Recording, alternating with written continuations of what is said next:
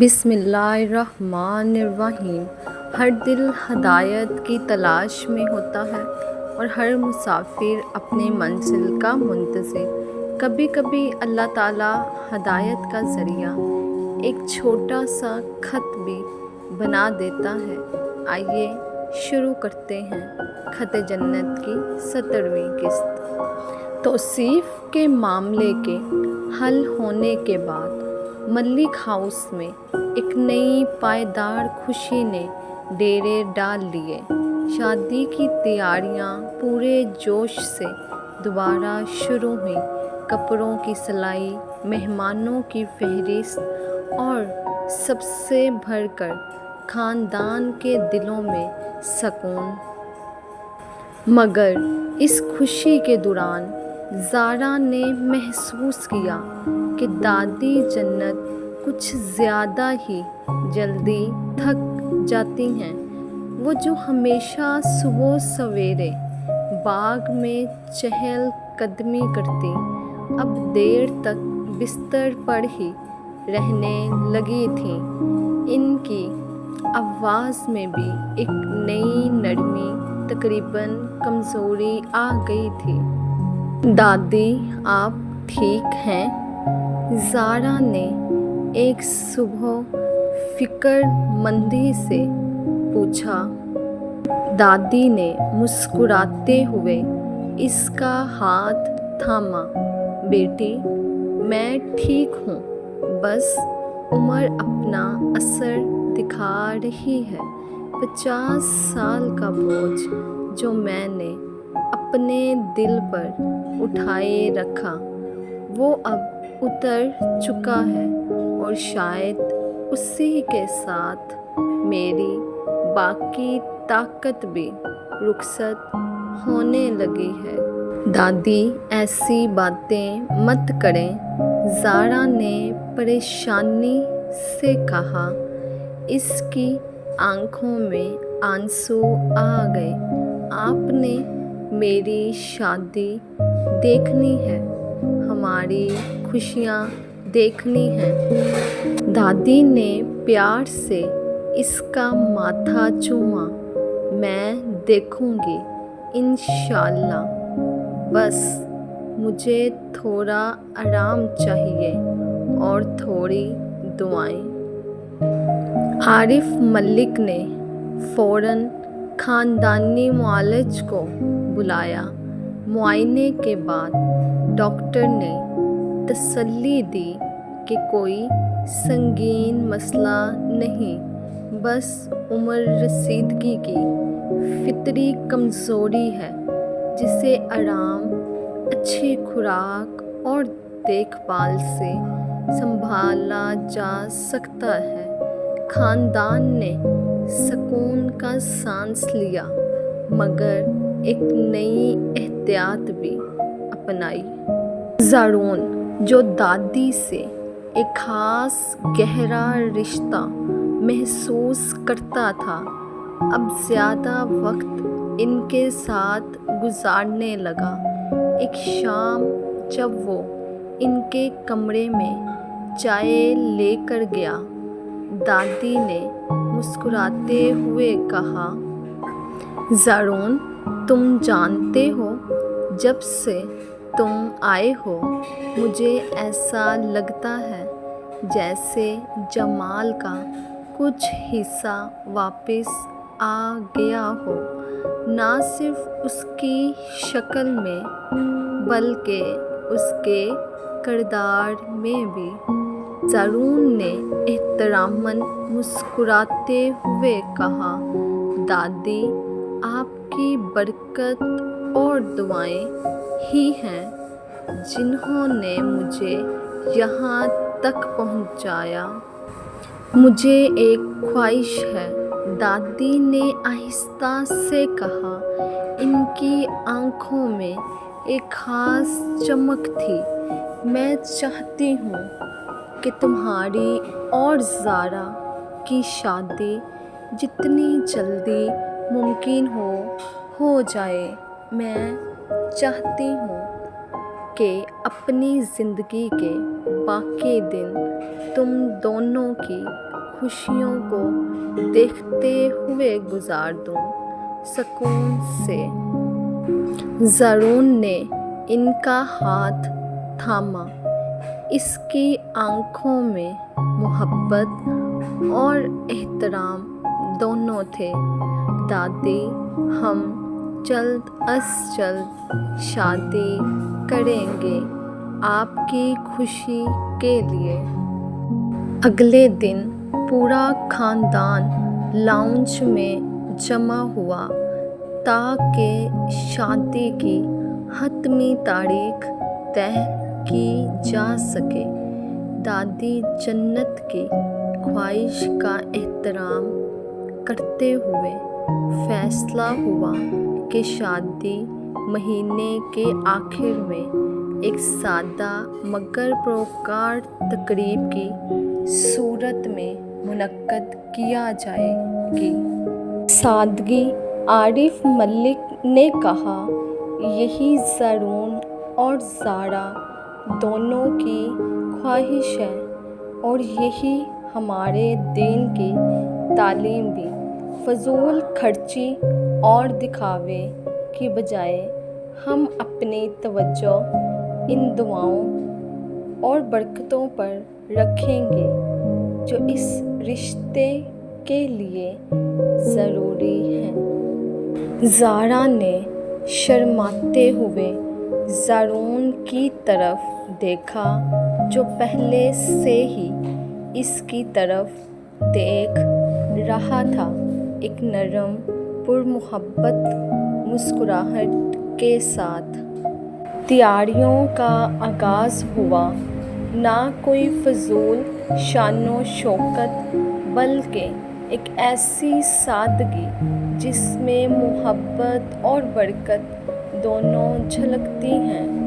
زارا نے خود اپنے کپڑوں کا انتخاب سادہ مگر خوبصورت رکھا اور زرون نے اصرار کیا کہ شادی کا زیادہ تر خرچ ضرورت مندوں میں تقسیم کیا جائے بجائے اس کے کہ فضول نمائش پر لگایا جائے۔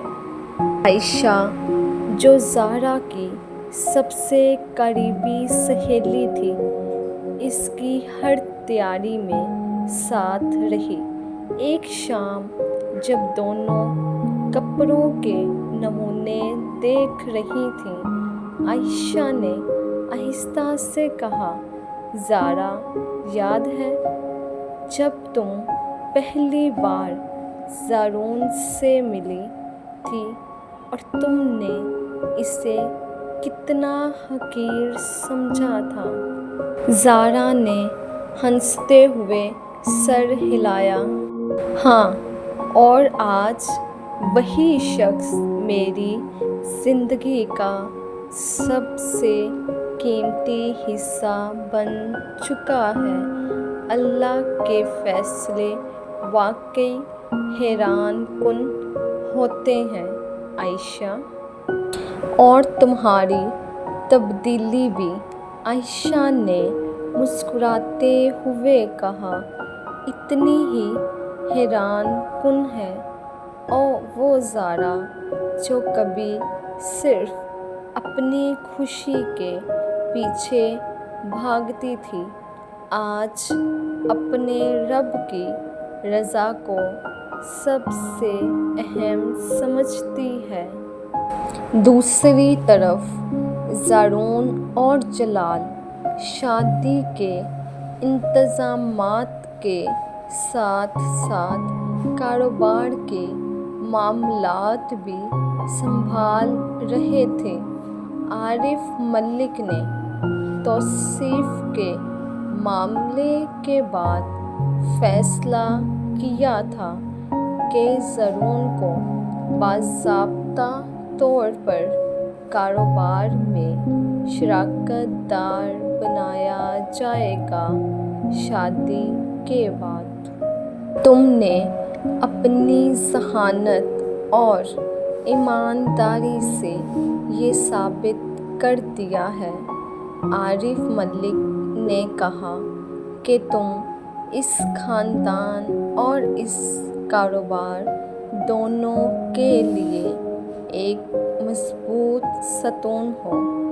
زرون نے احتراماً سر جھکایا۔ سر، مجھے یہ اعزاز قبول ہے، مگر میری اولین ترجیح ہمیشہ یہ رہے گی کہ میں اپنے رب کی رضا کے مطابق چلوں، پھر خاندان کی خدمت اور اس کے بعد کاروبار۔ عارف ملک نے فخر سے مسکراتے ہوئے کہا، یہی ترتیب، یہی ترجیحات تمہیں ہمیشہ صحیح راستے پر رکھیں گی بیٹا۔ شادی سے ایک ہفتہ پہلے ملک ہاؤس میں تیاریاں عروج پر تھیں۔ گھر کو سادگی سے مگر ذوق کے ساتھ سجایا جا رہا تھا اور ہر کمرے میں ایک خوشگوار ہلچل محسوس ہو رہی تھی۔ ایک دوپہر دروازے پر گھنٹی بجی۔ ملازم نے دروازہ کھولا تو باہر ایک بہت بوڑھا آدمی کھڑا تھا۔ جھکی کمر، سفید داڑھی، مگر آنکھوں میں ایک خاص چمک۔ کریم بخش۔ خبر ملتے ہی زرون خود دوڑ کر باہر آیا۔ چاچا، آپ نے آنے کی زحمت کی۔ کریم چاچا نے مسکراتے ہوئے کہا، بیٹا، جس محبت کی کہانی کی حفاظت میں نے 50 سال کی، اس کے مکمل ہونے کی خوشی میں شریک نہ ہوتا تو یہ زیادتی ہوتی۔ زرون نے احتراماً انہیں اندر لے جا کر دادی جنت سے ملوایا۔ جب دونوں بزرگ برسوں بعد ایک دوسرے کے سامنے آئے تو دونوں کی آنکھوں میں آنسو آ گئے۔ کریم دادی نے کانپتی آواز میں کہا، ان کا ہاتھ تھامتے ہوئے، تم نے میرا اور جمال کا اتنا بڑا راز اتنی وفاداری سے سنبھالا، میں تمہارا یہ احسان کبھی نہیں بھلا سکتی۔ کریم چاچا نے آہستہ سے سر ہلایا۔ ان کی آنکھوں سے آنسو بہنے لگے۔ جنت بی بی، یہ میرا فرض تھا جمال صاحب کے ساتھ میری وفاداری کا تقاضا، اور آج ان کے پوتے کی شادی دیکھ کر مجھے لگتا ہے میری زندگی کا مقصد پورا ہو گیا۔ اس نے اپنے جھولے سے ایک چھوٹا سا پرانا صندوق نکالا۔ یہ جمال صاحب کی چند ذاتی چیزیں ہیں، ان کی گھڑی، ان کی انگوٹھی اور کچھ پرانی تصویریں۔ میں نے یہ برسوں سنبھال کر رکھیں، اس امید میں کہ ایک دن یہ اپنے صحیح وارث تک पहुँचेंगी।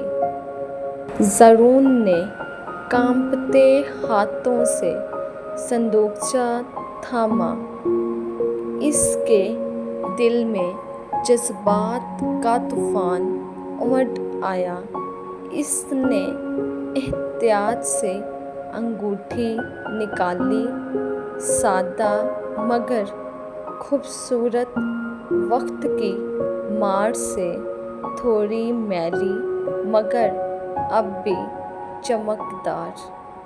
चाचा, इसने आहिस्ता से कहा, क्या मैं अपनी शादी में ये अंगूठी पहन सकता हूँ?